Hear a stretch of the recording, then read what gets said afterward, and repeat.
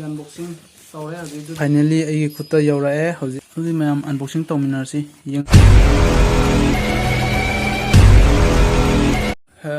high everyone हानोंग तदा आई चैनल मैम तराम नोक्सरी आई मिंग Rajiv Thengujam ngasi aina purokliba video content asidi ati kaisu nate ngasi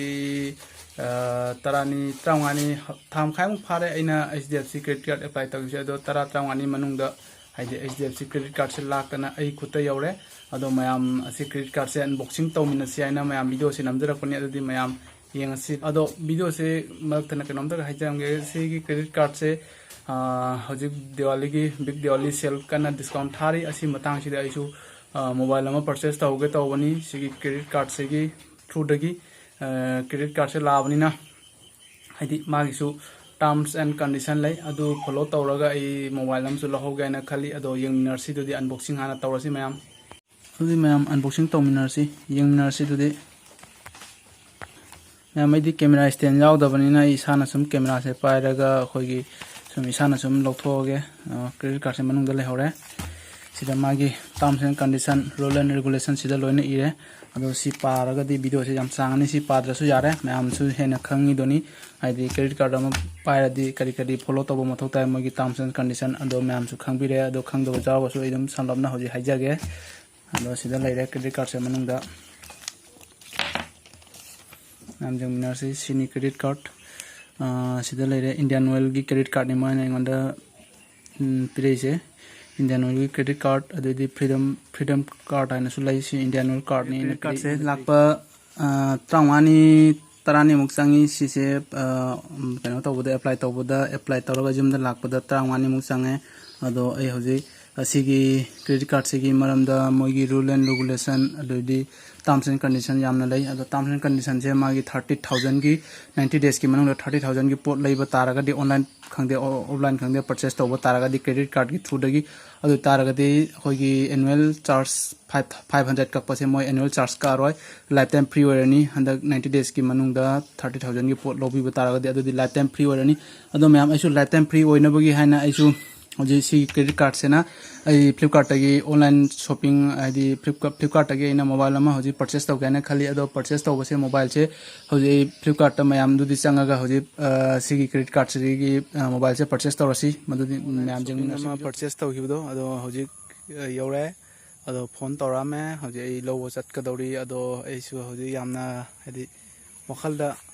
unboxing यामना pot अमा लाकपसे हाइसे अनबॉक्सिंग याम तौनिंगी हाइदि हरावपमसु पोइ अदुदि मैम करी पोट नो है मैम खंबीरे अदो मोबाइल से होने अनबॉक्सिंग तौबदा मैम जंगलागे सिउलै लौरे सिउलै सनि हजि मोबाइल से लौरा सिदि फाइनली सी जौरे से मोबाइल से नहानदगी गायबदो सिनि वीडियो अमगा मैम गी मांगा पुदुन नाचरी एन नहान फ्लिपकार्ट तगी क्रेडिट कार्ड ना खोगी ऑनलाइन शॉपिंग तौबदो मोबाइल दो आई ngasi Haji you're I खुता mobile से अदो हजि मोबाइल से मैम ग पुन्ना अनबॉक्सिंग तौमिनरसी हाजी मोबाइल से अनबॉक्सिंग तौरमदाय से हाजी थमोय से यामना एक्साइटेड यामना नुंगाइबा फावबदुनी आई थमोय सिदा अदो मैम अनबॉक्सिंग तौबसे हजि हौरसी सी थांग से लेरे सी सोलिजिना अनबॉक्सिंग बॉक्स से कल्प हौरागे मैम दो पुन्ना यंगमिनरसी अनबॉक्सिंग से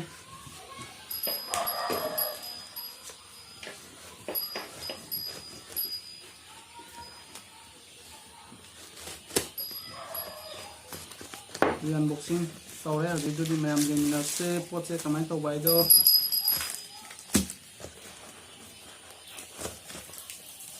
सी सोंदा लंगे खागे हजि पोचे मैम जंगमिनरसे लेट्स गो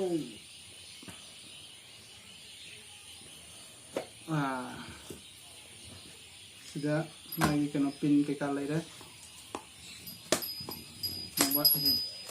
मोबाइल दो सीधा लेरे मोबाइल से हंदुक चरागे सीधा मागी कोबा केनो लेरे मोबाइल चार्जिंग केबल लेरे अते केसुम यावदे अदो सिना मोबाइल चार्जिंग क्या 60 वाट लेरे सिना चार्जिंग लेरे मैम से हजि मोबाइल से हजि मैम दे जंगा लागे मैम से मोबाइल से हंदोरागे ऐसे अनबॉक्सिंग के मैम नुंगाय ते कमेंट हाइब्रमु से मोबाइल की बैक कैमरा देगी कई देगी से अनबॉक्सिंग तौरे Realme 9 Pro Plus अने परचेस तौबसे सिनी मागी सिदा कनो लेरे अदो हजि ꯑꯩꯉꯣꯟꯗ ꯇꯦꯝꯄꯔ ꯒ꯭ꯂꯥꯁ ꯐꯪꯗ꯭ꯔꯤꯕꯅꯤꯅ ꯑꯩ ꯍꯧꯖꯤꯛ ꯃꯃꯥꯒꯤ ꯃꯃꯥꯡꯗ ꯅꯞꯄ ꯑꯩꯈꯣꯏꯒꯤ ꯄ꯭ꯂꯥꯁꯇꯤꯛꯁꯦ ꯁꯦꯠꯇꯠꯂꯔꯒꯦ ꯍꯌꯦꯡ ꯇꯦꯝꯄꯔ ꯒ꯭ꯂꯥꯁ ꯂꯥꯛꯑꯀꯥꯟꯗ ꯑꯃꯨꯛ ꯀꯩꯅꯣ ꯇꯧꯔꯒꯦ ꯑꯗꯨꯗꯤ ꯍꯧꯖꯤꯛ ꯁ꯭ꯋꯤꯆ ꯑꯣꯟ ꯇꯧꯔꯒꯦꯀꯣ ꯃꯣꯕꯥꯏꯜꯁꯦ ꯃꯣꯕꯥꯏꯜ ꯁꯤꯅꯤ ꯑꯩ ꯍꯧꯖꯤꯛ ꯁ꯭ꯋꯤꯆ ꯑꯣꯟ ꯍꯥꯡꯉꯤ ꯑꯗꯣ ꯁꯤꯒꯤ ꯐ꯭ꯌꯨꯆꯔ ꯀꯩꯀꯥꯁꯨ ꯌꯦꯡꯃꯤꯟꯅꯔꯁꯤ ꯁꯤꯗ ꯂꯩꯔꯦ Realme 9 Pro Plus ꯐꯥꯏꯅꯦꯜꯂꯤ ꯑꯩꯒꯤ ꯈꯨꯠꯇ ꯌꯧꯔꯛꯑꯦ ꯍꯧꯖꯤꯛ ꯁꯤꯒꯤ ꯀꯦꯃꯦꯔꯥꯁꯦ OIS Sony sensor camera camera अहम जावे मागी सिगी कैमरा से होरेन फोटो कापगा साइड से थोहनजरगे सिगी कैमरा से की फोटो से क्या क्लियर हो वीडियो ने क्या क्लियर हो भाई दो मैम द उच्चारगे अदो फाइनली खुद जावे याम एक्साइटेड हो फोन से याम स्मूथ हो पाइबदसु याम नुंगाई ngasi Realme 9 Pro Plus की review se sini magi RAM 8GB RAM ni adogi ROM na 256GB ROM ado magi processor 920 Dimensity processor ni adogi rear camera ahum ni magi camera se Sony OIS Sony camera 50 megapixel adogi 8 megapixel adogi nano camera 2 megapixel adogi magi front camera na akhoi 16 megapixel ni sisu Sony camera sensor ni ado magi display 6.4 inch full HD plus AMOLED ni ado magi battery mAh na 4500 mAh ni ado mase 5G support ni ado Android 12 ni magi phone si Android 12 ni mayamina phone gi Realme 9 Pro Plus ki review pi basida